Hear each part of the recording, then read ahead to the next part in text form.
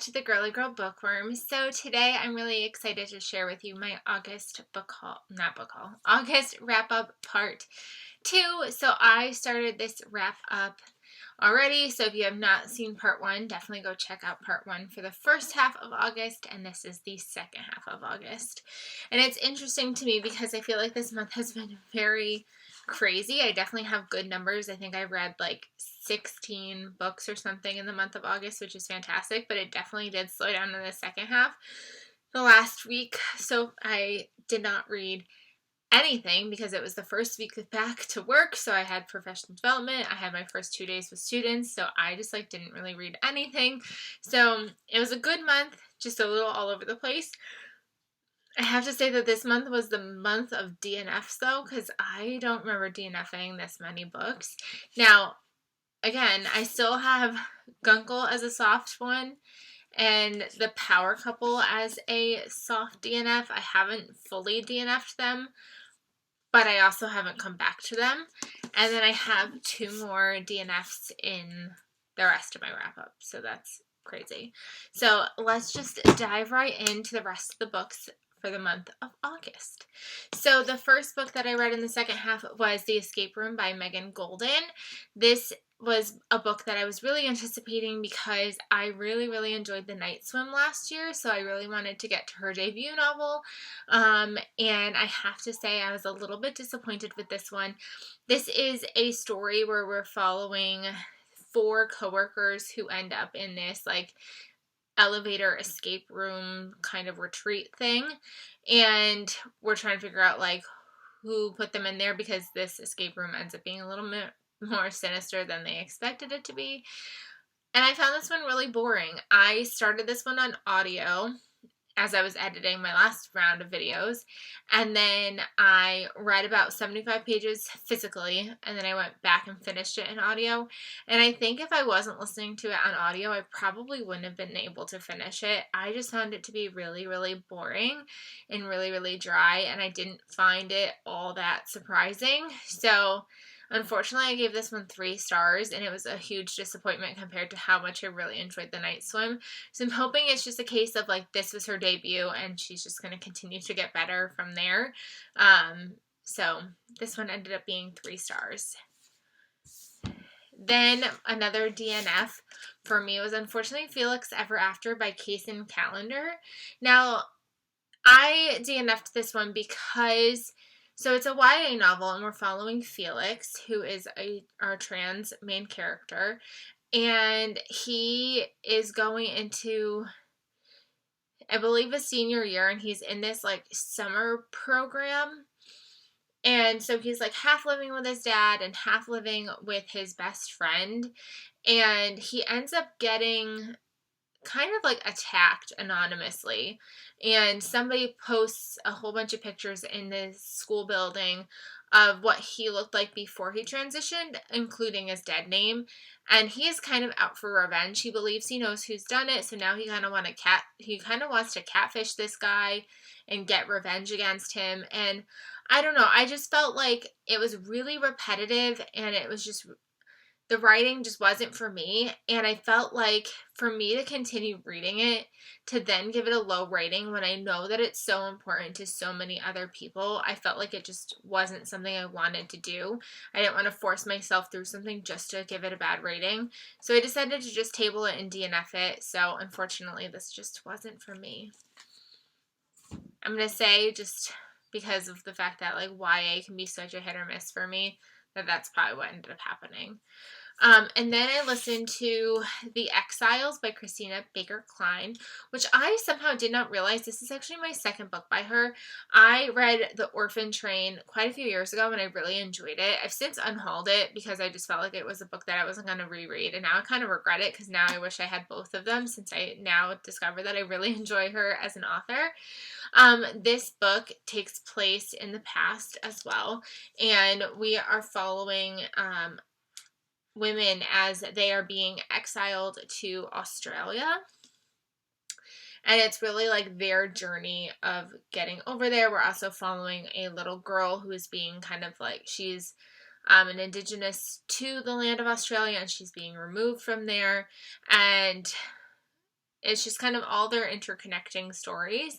It's hard to talk about this one because it's such a character-driven story and not very much plot-driven, because a lot of it does take place on the ship heading over there, and kind of the backstory of like why she's heading over there, what did she do that is making her be exiled. And I really enjoyed it. I ended up giving it 4 stars. I'm glad that I listened to it, and I'm looking forward to reading more books by this author.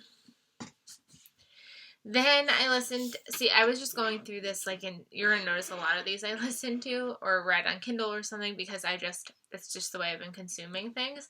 I finally read After the Flood by Cassandra Montague, and this is a kind of dystopian novel where the world has essentially been flooded.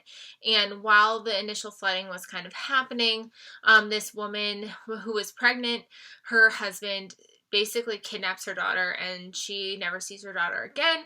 It's now years later, and now her and her other daughter, the daughter that she was pregnant with, kind of decide that they are going to take some boats and try to find her other daughter. And I just found this one to be extremely boring. It's interesting because I feel like people either really love this book or really find it boring, and I was someone who found it really boring. If I was physically reading this, I probably would have DNF'd it, but because I was listening to it, I was able to like get through it.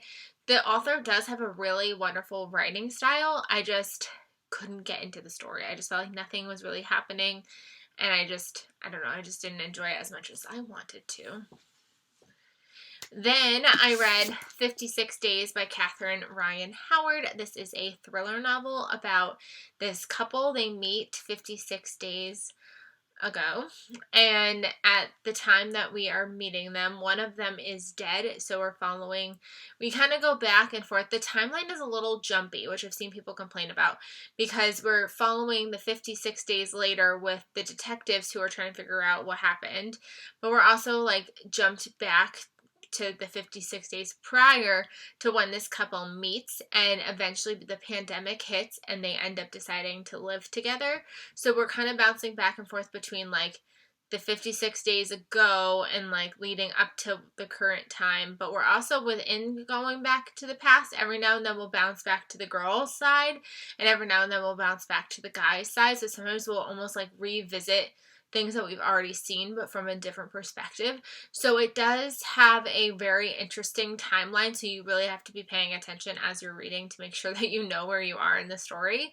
I did give this one 4 stars. I did really enjoy it, and I am glad that I picked it up. I don't feel like there definitely was pandemic references, but I think because it wasn't necessarily focused on people getting sick and people getting like dying, and it was really just focused on this couple and them kind of like possibly going to the store, and all of a sudden like everybody's buying toilet paper. Like it just like it was referencing things, but it wasn't necessarily focusing on people getting sick and dying. I think that's why I was able to handle it. But I ended up giving it 4 stars.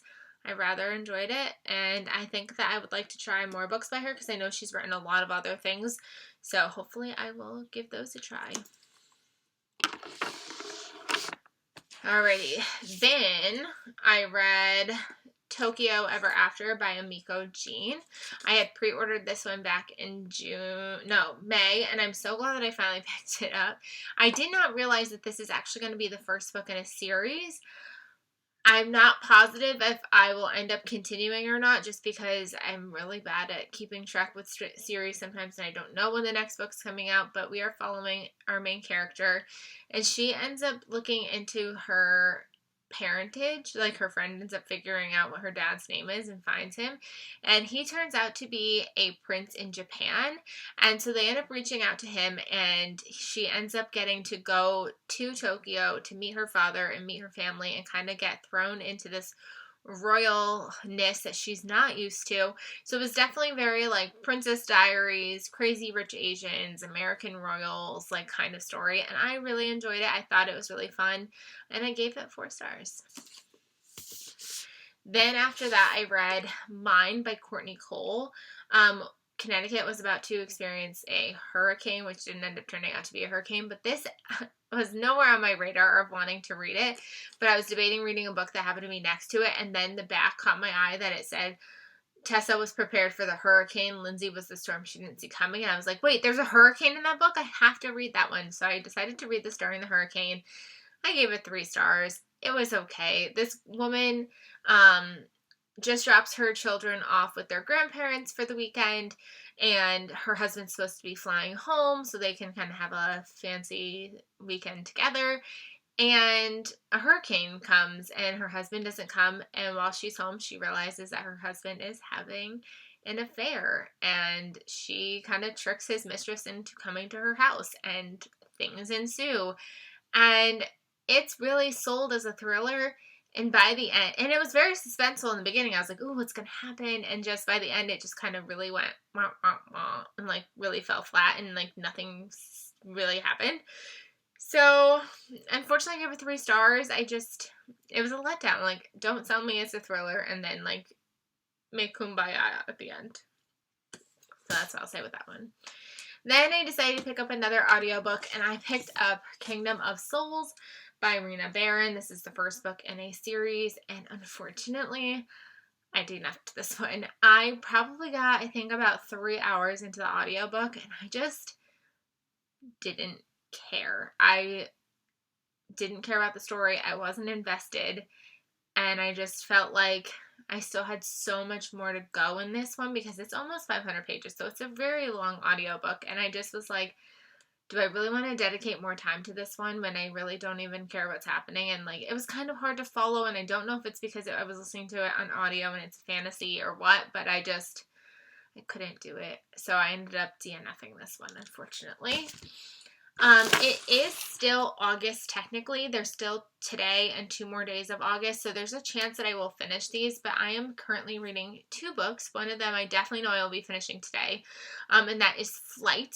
I'm listening to this one on audio through Libro FM's ALC program, and this is a thriller novel where we are following a man. He's a pilot, and he goes to take this flight, and he ends up getting this call from somebody who is holding his family hostage at home and basically says, you will either crash this plane or I will kill your family. So it's intense because we're trying to figure out, like, how can he save both? Is he going to be able to save both? Is he going to be able to save his family, or does he have to crash this plane? It's intense. I really like it. I'm glad that I'm listening to it, though, instead of reading it physically. I don't know. There's just something about this writing style that just feels like it's definitely a better audiobook than a physical book, but I'm enjoying it, and I only have about an hour and 40 minutes left, so I'm hoping when I'm doing some cleaning later that I will be able to get through that one. And then this morning I started 6 Weeks to Live by Catherine Mackenzie. I read this because Kendra Loves Books told me to, and she really enjoyed it, so I was like, I will totally enjoy it too. So we are following a woman who basically finds out that she has brain cancer and that she has 6 weeks to live, but she's starting to have some suspicions that she was actually poisoned, and she's trying to figure out who possibly poisoned her before she passes away. So far it's intense. I'm enjoying it, and I can't wait to continue it. So those are the books that I read at the end of August. Let me know what you've read. Have you read any of these? Let me know down below, and I will see you guys really, really soon. Bye, everybody.